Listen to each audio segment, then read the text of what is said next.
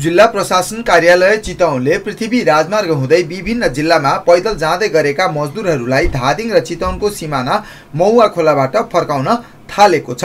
चितवनले पैदल आवजावतमा कडाई गरेपछि पृथ्वी राजमार्ग हुँदै देशका विभिन्न भागमा पैदल हिँडेका उनीहरू थप समस्यामा परेका छन्। विश्वव्यापी रूपमा फैलिँदै गइरहेको कोरोना भाइरस अर्थात् कोभिड-19 को संक्रमण नेपालमा पनि फैलने क्रम बढेपछि सरकारले लकडाउनमा थप कडाई गरेको हो। सरकारले लकडाउनको अवधि लम्ब्याउँदै गएपछि पृथ्वी राजमार्ग हुँदै हजारौं मजदुरहरू गन्तव्यतर्फ फर्कन थालेका छन्। उनीहरूलाई चितवनका प्रमुख जिल्ला अधिकारीले गन्तव्यतर्फ जान नदिएपछि सयौं मजदुरहरू सिमानामा नै अलपत्र परेका छन्। सवारीका साधनहरूमा लुकी छिपी जाँदा समेत कडाई गरी फर्काउन थालेको र पैदल जाँदा पनि आफूहरूलाई चितवन जिल्ला प्रशासनले अभद्र व्यवहार गर्दै फर्काएको गुनासो पैदल यात्रीहरूको छ। मजदुरी काम गर्छु। कहाँ जाने हो?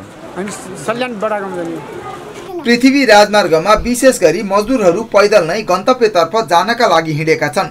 खास गरी यसरी फर्कनेहरूमा रोल्पा, सल्यान, दाङ, सर्लाही लगायत विभिन्न जिल्लाका रहेका छन्। चितवनका प्रमुख जिल्ला अधिकारी नारायण प्रसाद भट्टराईका अनुसार माथिको आदेश अनुसार बाटोमा अलपत्र परेकाहरूलाई पनि जहाँबाट आएको सोही स्थानमा फर्काउने भएको भन्दै सबैलाई फर्काउन लागेको बताउनु भएको हो।